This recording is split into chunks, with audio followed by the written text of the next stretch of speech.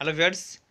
তো তোমরা অনেকেই জানো না, তোমরা যদি ক্লাস 9-এ পড়ো বা তোমরা ক্লাস 10-এ পড়ো, তো যারা মাধ্যমিক পাস করলা এবং যারা 11 পাস করলা বা তোমরা উচ্চ মাধ্যমিক পাস করলা, তো পাস করার পর তোমরা কোন স্কলারশিপের জন্য আবেদন করতে পারবে, ঠিক আছে, কোন কোন স্কলারশিপের জন্য আবেদন করতে পারবে, এলিজিবিলিটি তোমরা কিন্তু অনেকেই জানো না, ঠিক আছে। তো আজকে তোমাদের বলে দিচ্ছি আজকের ভিডিওতে।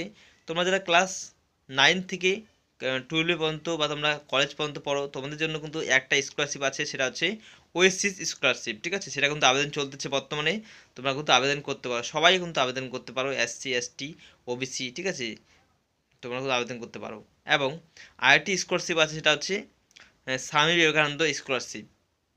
তো তোমরা যারা মাধ্যমিক পাস করেছো বা তোমরা 11 পাস করে 12-এ উঠেছো বা তোমরা উচ্চ মাধ্যমিক পাস করেছো বা তোমরা কলেজে পড়তেছো, ঠিক আছে, তোমরা কিন্তু স্বামী বিবেকানন্দ স্কলারশিপ আবেদন করতে পারো। তোমার যদি 60% নাম্বার থাকে, ঠিক আছে, তো তোমাদের 60% নাম্বার পেয়ে থাকো, তোমরা কিন্তু স্বামী বিবেকানন্দ স্কলারশিপের জন্য আবেদন করতে পারো।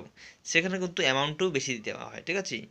তো যেমন ওইসি স্কলারশিপের ক্ষেত্রে তোমাদের কিন্তু 5,000 টাকা করে দেওয়া হয়, সেখানে কিন্তু তার ডবল দেওয়া হয়, মানে তোমাদের স্বামী বিবেকানন্দ স্কলারশিপের জন্য কিন্তু 12,000 টাকা করে তোমরা পেয়ে থাকো, ঠিক আছে। তো বর্তমানে কিন্তু স্বামী বিবেকানন্দ স্কলারশিপ কিন্তু শুরু হয়ে গেছে, তোমরা কিন্তু আবেদন করতে পারো।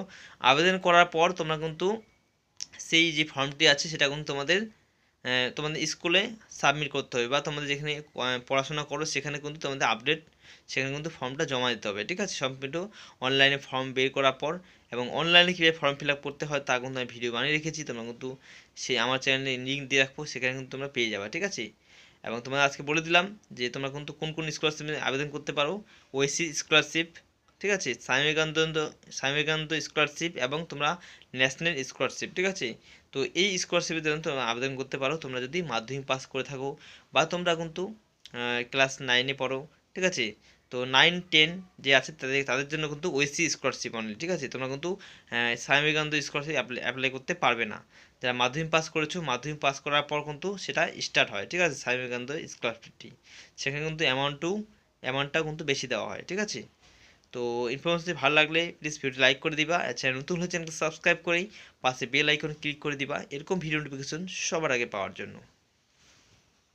Tata, bye bye.